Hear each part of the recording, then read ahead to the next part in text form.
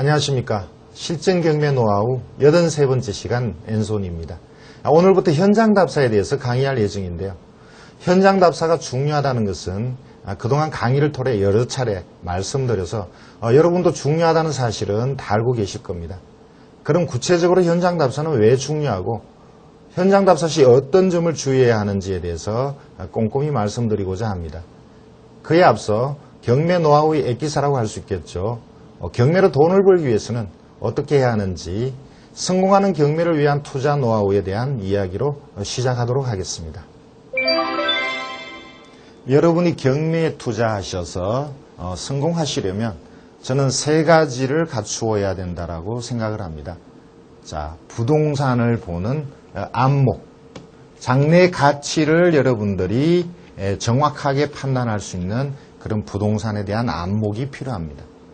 또 하나, 부동산, 특히 경매는 복잡한 권리 내용이 얽혀 있죠. 자, 이러한 것을 정확하게 판단할 수 있는 이론 공부를 하셔야 됩니다. 그리고 많은 판례도 공부하셔야 됩니다. 자, 그리고 부동산은 실제 자료와 현황이 다를 때가 많습니다.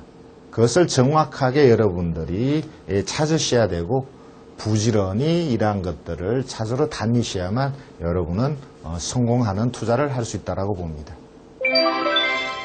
오늘은 조금 앞에와 다르게 주제를 좀 뚜렷하게 한번 해보겠습니다. 경매를 배워서 여러분들이 뭘 목적으로 하느냐를 생각을 한번 해보고, 자, 결국 경매로 성공하려면 어떤 공부를 해야 되느냐, 어디에 관심을 가져야 되느냐, 이런 쪽으로 얘기를 좀 해보겠습니다. 경매를 배우는 사람은 여러 부류가 있습니다. 대체로 지금 여러분 같이 투자를 고려하는 사람이 제일 많죠. 그러나 그 외에도 채무자 입장에서도 경매를 배우려고 합니다. 채무자 입장에서는 경매를 당하는 사람인데 손해를 줄이기 위해서 경매를 배우려고 하죠. 자, 채무자하고 비슷한 입장에 있기도 하지만 예를 들어서 일종의 채권자입니다. 임차인도 자기의 채권을 최대한 해소하기 위해서 또는 손해를 줄이기 위해서 경매에 많은 관심을 가집니다. 자, 경매를 통해서 실수요자의 수요를 만족하기 위한 공부도 있겠죠. 실수요자가 소박하게 아파트나 빌라를 하나 사겠다. 아니면 자기가 노후에 농사를 지을 농지를 하나 사겠다. 자, 이런 측면도 있을 텐데, 자, 그러나 가장 많은 쪽은 아무래도 투자를 고려하는 투자자입니다. 자, 여러분은 대체로 이쪽에 속하시겠죠. 자, 경매를 제가 경험하다 보면 채무자나 채권자도 실제 낙찰을 많이 받습니다. 채무자나 채권자, 임차인도 채권자죠. 채권자들도 자신의 채권을 회수하기 위해서 낙찰받는 게 유리하다고 판단하면 많이 낙찰을 받죠. 자, 그러나 이렇게 1번, 2번, 3번은 일반적으로 많은 숫자가 아니고 제가 볼 때는 가장 많은 숫자는 경매로 투자를 해서 수익을 내려고 하는 사람들이 가장 많다고 봅니다. 자, 입장에 따라서 경매를 어떻게 접근하느냐, 어떻게 이것을 진행해 나가느냐가 달라지는데, 자, 가장 많은 투자자 입장에서는 과연 경매로 성공하려면 어떤 공부를 해야 될까, 어디에 관심을 가져야 될까를 말씀 좀 드리겠습니다. 자, 결국 투자라는 것은 수익을 목표로 하죠. 자, 부동산 그 중에 한 분야인 경매에 투자해서 수익을 내려면 어떤 쪽에 공부를 해야 될까요? 같이 한번 생각을 해보시죠. 자, 경매도 일종의 부동산이죠. 경매는 부동산의 한 분야라고 봅니다. 공매도 같은 범위 내에 넣어도 되겠죠. 자, 경매나 공매를 하는 것은 경매나 공매를 통해서 수익을 내려면 결국은 부동산을 잘 알아야 됩니다. 자, 그래서 저는 경매로 투자를 해서 수익을 내기 위해서는 특히 세 가지가 중요하다고 말씀을 드리는데 그 중에 첫째가 부동산을 보는 안목입니다. 자, 이 안목이라는 것은 부동산의 현재 가치 그리고 장래 가치를 판단하는 그런 시각이죠. 자, 이 안목이 중요하고요. 그런데 부동산 중에서도 특히 경매를 하는 사람은 저렴하게 사기를 원합니다. 자, 저렴하게 산다는 것은 결국 권리 분석을 잘 해야 된다라고 봅니다. 자, 전통적으로 경매를 고려하시는 분들은 권리 분석을 잘 하시는 분들이죠. 자, 여기에 요즘은 경매 물건이 많이 나오지 않고 또 많은 경쟁자가 있다 보니까 적은 자금으로 투자를 해서 경매로 수익을 내기 위해서는 부지런해야 된다라고 저는 생각을 합니다. 자, 많은 물건 중에서 과연 특별한 수익이 나오는 물건이 어떤 건가, 또 경쟁자가 판단하지 못하는 어떤 내용을 판단을 해서 수익을 낼 건가. 결국 이 부지런하다는 것은 현장 답사를 열심히 해야만 특별한 수익이 나온다. 저는 이렇게 봅니다. 자, 이번 시간부터 말씀드릴 게 특히 이 현장 답사를 저는 중요시하게 생각하고 현장 답사를 얼마나 잘할 거야에 대해서 앞으로 여러 시간에 걸쳐서 말씀을 드릴 건데, 자, 오늘은 특히 이 세 가지를 조금 더 구체적으로 말씀을 드릴까 합니다. 자, 첫 번째 안목. 부동산의 가치, 현재 가치와 장래 가치를 판단하기 위해서는 어떤 힘을 길러야 될까를 먼저 말씀을 좀 드리죠. 자, 부동산의 가치라는 것은, 자, 이것은 현재 가치와 장래 가치를 모두 포함하는 거죠. 자, 물론 현재 가치를 판단하는 것은 어렵지가 않다라고 보는데 그것도 사람마다 다소 차이가 납니다. 특히 토지 같은 경우는 외형상으로 보이는 가치보다 이것을 가공해서 얼마나 더 가치를 증가시킬 건가, 이런 측면에서 사람마다 다소 달라지긴 하는데요. 자, 그런데 장래 가치는 사람마다 아주 편차가 크죠. 자, 이 토지나 주택을 사서 앞으로 어떻게 될 건가에 대해서 판단하는 것은 보통 사람한테는 힘든 일입니다. 그런데 여러분들이 부동산을 투자해서 경매에 투자해서 특별한 수익을 내기 위해서는 사실 앞에 얘기했던 권리 분석 이상으로 여러분들은 이 부동산의 장래 가치를 판단하는 게 훨씬 더 중요하다고 저는 강조하고 싶습니다. 자, 부동산을 여러분들은 단순히 아파트 빌라의 실수요자 입장에서 사시더라도 이왕이면 장래에 더 오를 가능성이 큰 것을 원하죠. 자, 나름대로 장래 가치에 대해서 누구나 다 생각을 하시는데 그것을 좀 더 정확하게 판단하려면 평소에 어떤 공부를 해야 될까? 자, 이것을 말씀드리겠습니다. 자, 우리나라의 부동산 가격은 저는 정부 정책에 많이 달렸다라고 봅니다. 가장 큰 영향을 주는 것이 정부 정책이라고 봅니다. 자, 정부 정책은 부동산 가격을 많이 좌지우지하죠. 예를 들어서 2007년도 중반 이후에 대통령 선거를 앞두고 다음 대통령이 누가 될 건가를 많이 예측을 했었습니다. 그리고 그 가능성 있는 대통령이 어떤 경제정책, 부동산 정책을 펼칠 건가 많은 얘기들이 있었습니다.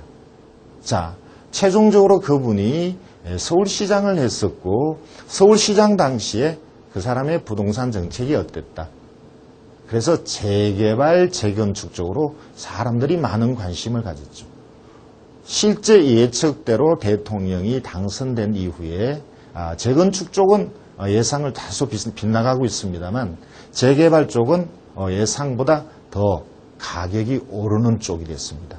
결국 이렇게 정치적으로 누가 대통령이 되느냐, 어떤 정책을 펼치느냐에 따라서 부동산 가격은 많이 좌지우지하죠. 결국 정치를 벗어날 수가 없습니다. 자, 경제가 정치를 벗어날 수가 없죠. 자, 정치도 결국은 알아야 되는 게 부동산을 성공하기 위한 요인이 됩니다. 또 하나, 우리나라의 부동산 정책은 건설교통부, 지금은 이름이 바뀌었죠. 국토해양부로 바뀌었나요? 자, 이 국토해양부에서 부동산에 관한 정책을 모두 총괄하죠. 그리고 부동산과 관계되어 있는 많은 그 산업시설, 기반시설에 대한 것도 역시 국토해양부에서 주관하고 있습니다. 자, 그렇다면 국토해양부가 어떤 정책을 펼칠 건가? 역시 관심을 가지셔야 되겠죠. 조금 더 넓게 보면 국제적인 문제도 국제무역이라 그럴까요? 자, 이런 것도 부동산에 영향을 미친다고 볼 수 있습니다. 하나의 예를 들면, 자, 최근에 가장 많은 얘기들을 하는 것이 FTA죠. 자, 자유무역에 대한 것이 과연 우리나라 부동산 정책에 어떤 영향을 줄 건가? 같이 생각을 해보셔야 됩니다. 자, 결국 FTA는 우리가 우위에 있는 것을 더 장려하고 우리가 불리한 것은 아무래도 위축되고, 그러니까 외국으로부터 불리한 쪽은 수입해서 쓰는, 자, 결국은 농업 쪽이 아무래도 우리가 외국보다 불리하니까 농업 쪽이 지금 많은 희생을 당하고 있는 셈이 되죠. 자, 농업과 관련된다면 앞으로 그러면 농지가 어떻게 될 건가를 한번 생각을 해보세요.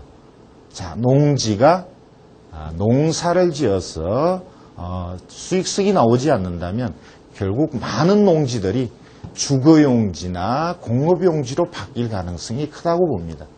자, 주거용지나 공업용지는 높은 가격에 형성되어 있으니까 농지가 공급될 수밖에 없죠. 자, 그러면 주거용지나 공업용지는 안정될 수가 있습니다. 그렇다면 농업용지는 어떻게 될까요? 주거용지나 공업용지가 될 가능성이 있다면 가격이 오르겠죠. 결국 농지의 가격이 오를 거라고 전망하는 사람들이 많습니다. 자, 농사는 외국에 비해서 비교 열위에 있지만, 열등하지만, 자, 그렇기 때문에 농지를 계속 보호할 필요가 없어서 농지가 전용이 가능하다면 앞으로 오를 가능성이 있다. 결국 부동산 가격은 외국과의 무역과도 관계가 있다는 것을 여러분들이 느끼실 겁니다. 자, 또 부동산하고 관련된 가장 큰 요인 중에 하나가 시장의 흐름이죠. 자, 시장이 어떻게 흘러갈 건가?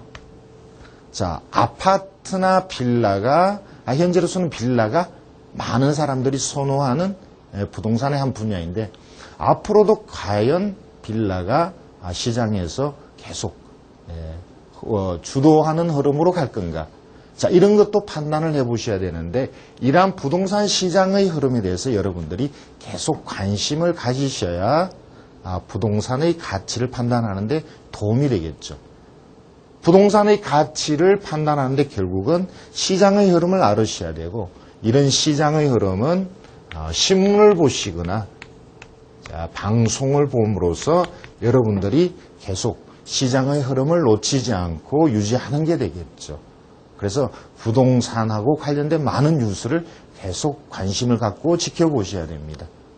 자, 그 외에 부동산의 가치를 판단하는 것은 또 여러 가지가 있겠습니다. 예를 들어서 5만 분의 1 지도를 계속 보셔야 된다거나, 또는 부동산의 가치를 학문적으로 연구한 부동산 학에 대해서 여러분들이 또 공부를 하셔야 된다거나, 자, 이런 것들이 계속 필요한 거죠. 자, 다시 간추려서 말씀드리면 여러분들이 부동산 가치를 판단을 해야 여러분들이 투자할 수 있는 분야에 대해서 좀 더 현명한 대처를 할 수 있다는 거죠. 자, 그러한 부동산 가치를 판단하기 위해서는 정치나 정책, 그리고 시장의 흐름을 위해서 신문을 보시는 일을 게을리 하지 않으셔야 된다는 겁니다.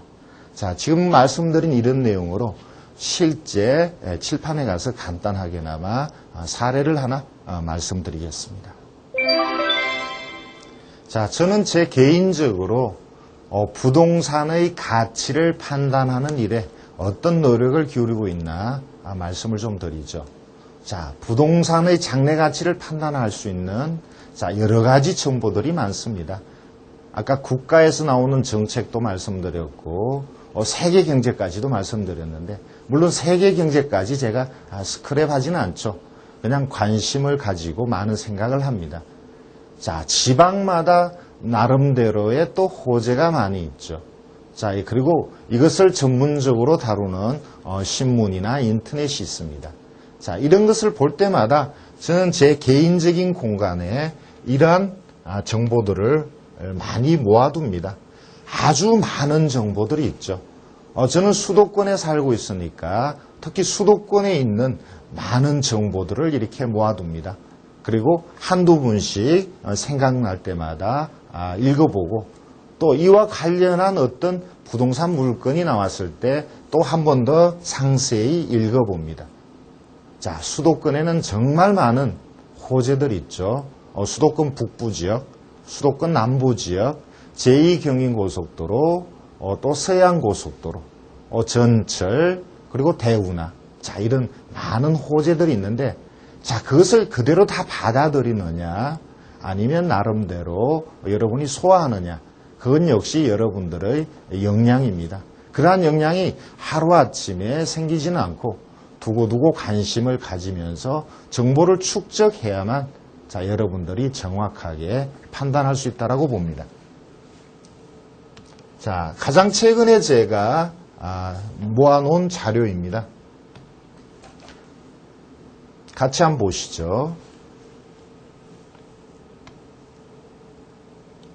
자, 이러한 그림 내용은 신문에 나온 내용을 제가 스크랩 해둔 겁니다. 자, 이렇게 정확한 지도가 나오는 경우는 이것은 두고두고 아주 유용하게 써먹을 수 있죠.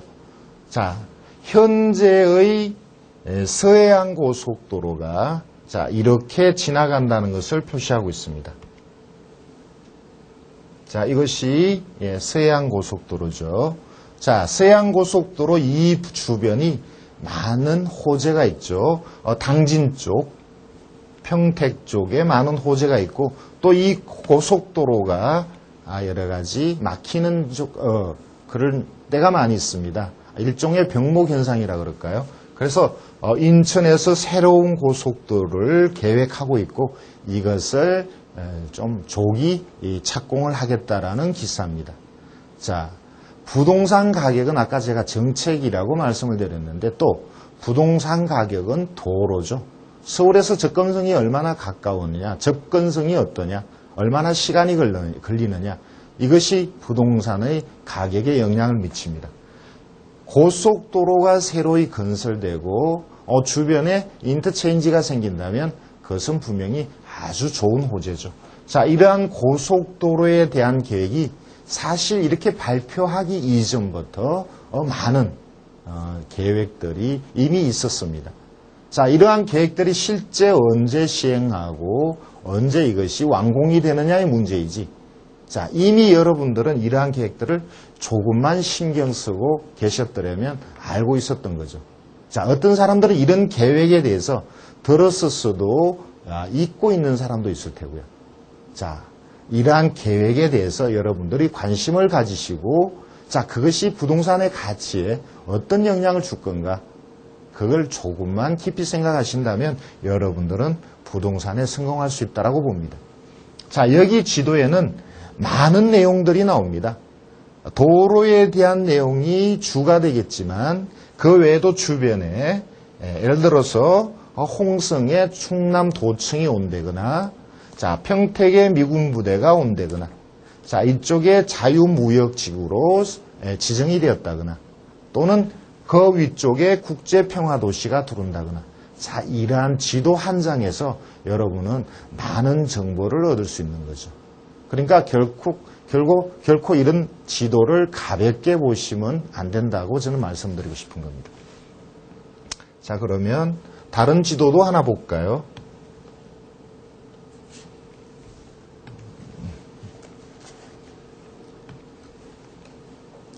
역시 수도권에서 제2 외곽순환고속도로는 아주 중요한 역할을 하죠. 자, 여기 제2외곽순환고속도로에 대한 계획이 나와 있습니다.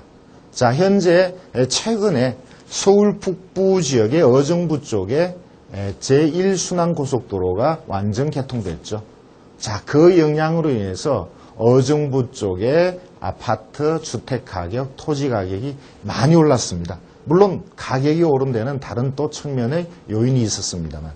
자, 지금 여기 빨갛게 보이는 제2외곽순환고속도로가 역시 장래에 부동산 가격에 지대한 영향을 줄 거라고 봅니다. 이미 일부 동탄 쪽은 공사가 시작되었죠. 그리고 인천 쪽은 아까 말씀드렸던 서해안고속도로하고 연관해서 역시 일찍 착공이 들어갈 겁니다. 자, 그 옆에는 제2 경부고속도로에 대한 계획도가 나와 있습니다. 물론 확정된 계획은 아니죠. 자, 이러한 계획들이 정확하든 부정확하든 자, 그 주변에 분명히 토지 가격에 영향을 줄 것입니다. 자, 여러분들은 이러한 계획을 믿고 장기적으로 투자할 거냐 아니면 좀 더 기다릴 거냐 이런 판단을 하셔야 될 거고요. 자, 이러한 계획이 있게 되면 계획이 발표될 때 가격이 오르죠.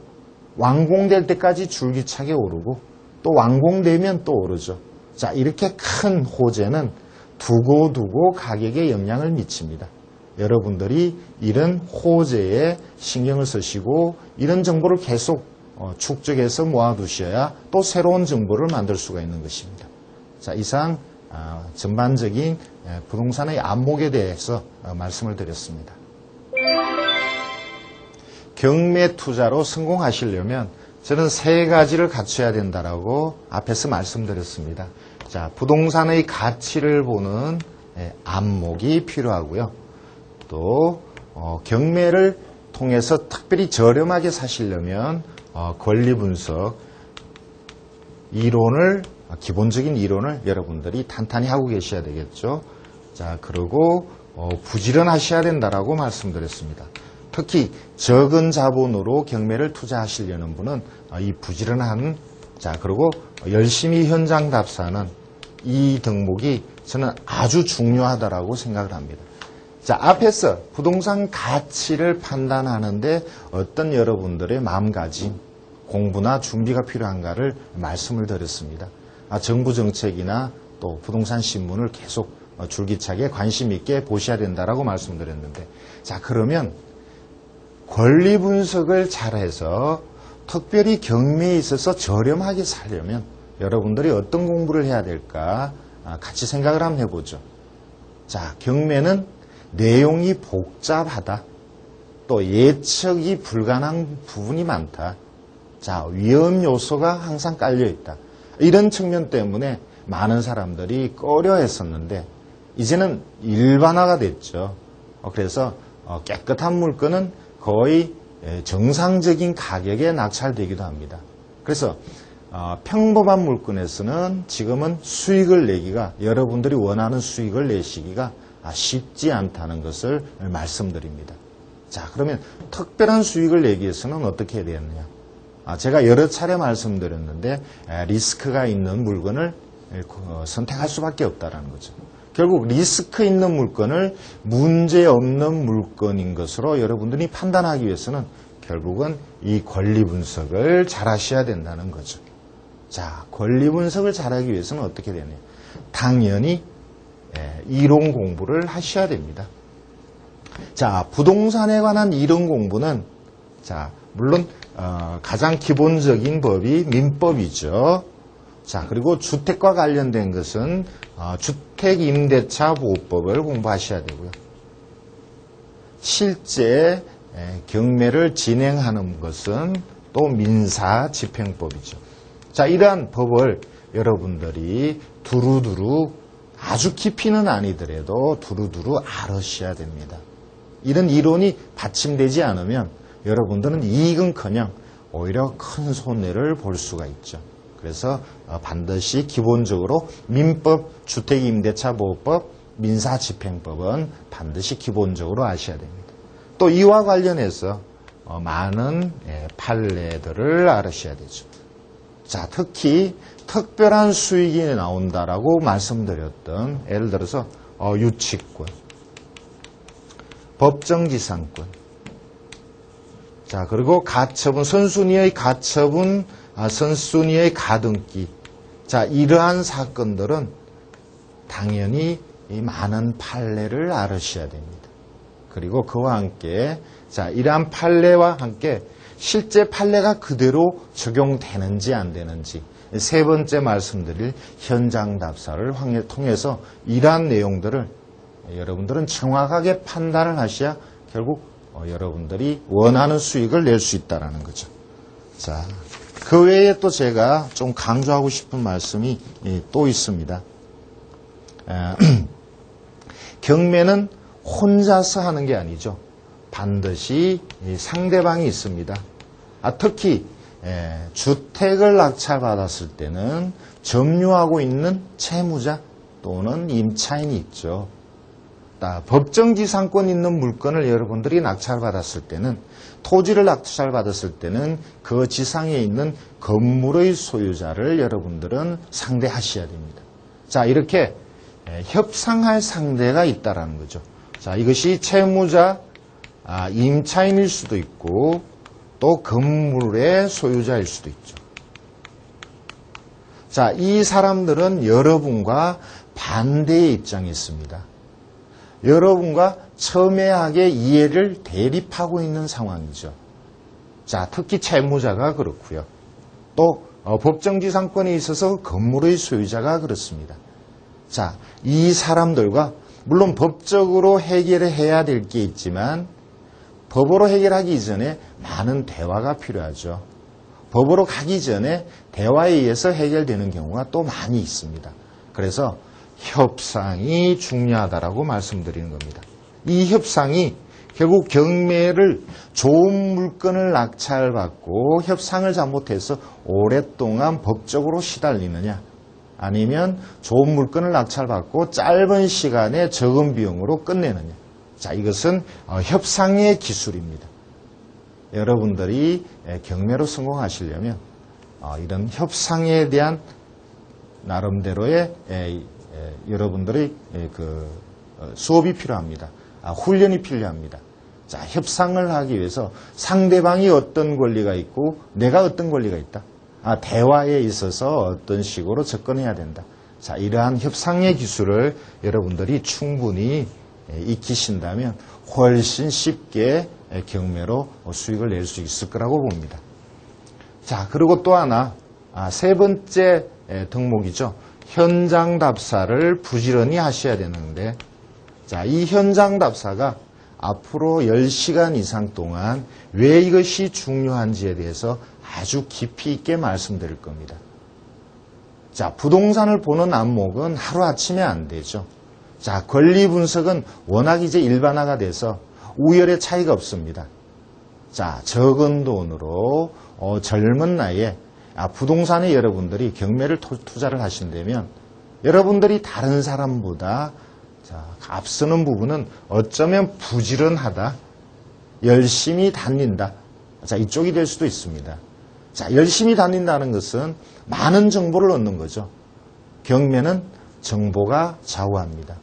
자, 그리고 법원에서 나오는 자료와 현장의 현 상태가 많이 다를 때가 있습니다. 이런 것을 정확하게 판단하는 사람이 수익을 낼 수 있거든요. 현장 답사를 하는 이유는 자료와 법원에서 제시하는 자료와 현재의 상황이 같으냐 다르냐를 판단하는 것이 현장 답사인데, 여러분들은 이 자료와 현황이 다른 것을 찾으셔야 돼요. 다른데 여러분에게 유리한 다른 점을 찾아야 성공적으로 수익을 낼 수 있다고 저는 봅니다. 예를 들어서 자료상에 대항력이 있는 임차인이다. 자, 그런데 판단을 해보니까 이것이 위장일 가능성이 있다. 자, 현장을 가보니까 정말 대항력이 있으면 들어가면 안 되죠. 자, 그런데 대항력이 없는 위장이다. 자, 대항력이 없는 위장이라면 입찰자인 여러분에게 유리한 쪽으로 자료와 현 상태가 다른 겁니다. 자, 단적으로 얘기하면 현장답사는 여러분에게 유리한 다른 점을 찾는 거죠. 그것이 발견되면 여러분에게 특별한 수익을 줄 수 있는 거죠. 자, 이러한 내용으로 실제 관계되는 사례를 좀 더 깊이 있게 한번 볼까 합니다. 자, 이미 오래전에 제가 강의 때 선순위 가등기 같은 경우 원칙적으로 낙찰 후에 인수로 되지만 사실상은 아무런 권리가 남아있지 않아서 가등기가 낙찰 후에 지울 수 있는 것도 많다라고 말씀드렸습니다. 자, 여러분들이 가등기에 대해서 정확하게 판단하고 있고 그것이 특별한 수익이 나오는 물건이라고 인식하고 계시다면 가등기만 줄기차게 찾는 것도 특별한 수익을 낼 수 있는 방법이 되겠죠. 자, 요즘의 유료 사이트는 검색을 아주 편리하게 되어 있습니다. 현재 진행되고 있는 물건 중에서 경기도 지역 선순위 있는 가등기, 선순위 가등기의 물건만 검색하는 기능이 자, 이렇게 쉽게 찾을 수 있도록 되어 있습니다. 자, 그러면 자, 현재 진행되고 있는 2008년 5월 현재 경기도에서 선순위 가등기와 관련된 물건들이 이렇게 나옵니다. 자, 이 중에서는 정말 위험한 가등기도 있겠지만 제가 체크해 본 바로는 대부분은 가등기가 문제가 없는 선순위 가등기입니다. 여러분들은 남들 초보자들이 피하는 이런 가등기에 특별히 투자를 하셔서 수익을 내시는 그 방법을 찾아보는 게 좋겠습니다. 자, 다른 쪽에 또 내용을 볼까요? 자, 여기는 다시 볼까요? 자, 이것은 경기도 화성시의 농지가 경매로 나온 겁니다. 자, 농지 355평방미터가 경매 대상이죠. 자, 이것이 2005년도에 600만 원에 감정이 되었고 최종적으로 2,100만 원.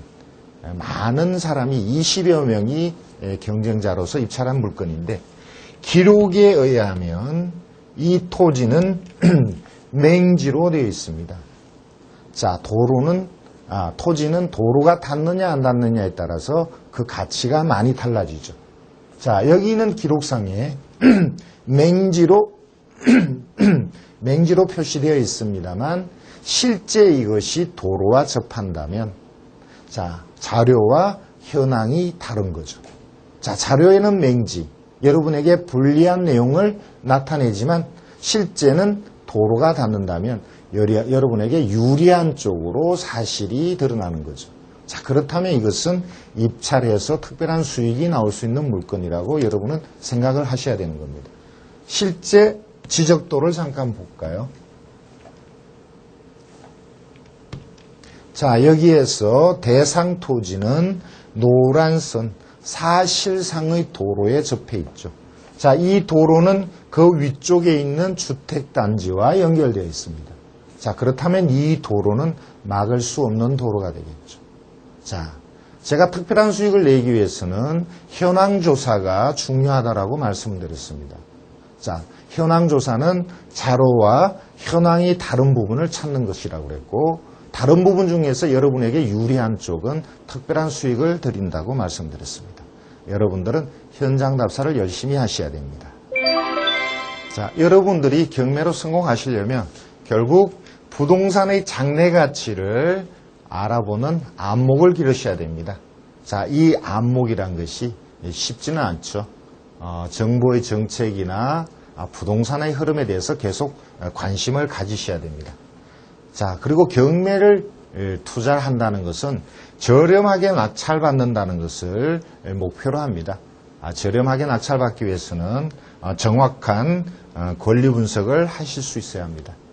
자, 그리고 경매는 정보의 싸움인데 모든 정보는 현장에 있습니다. 자, 문제도 현장에서 풀 수가 있습니다. 그래서 경매의 수익은 저는 현장에서 나온다라고 말씀드립니다.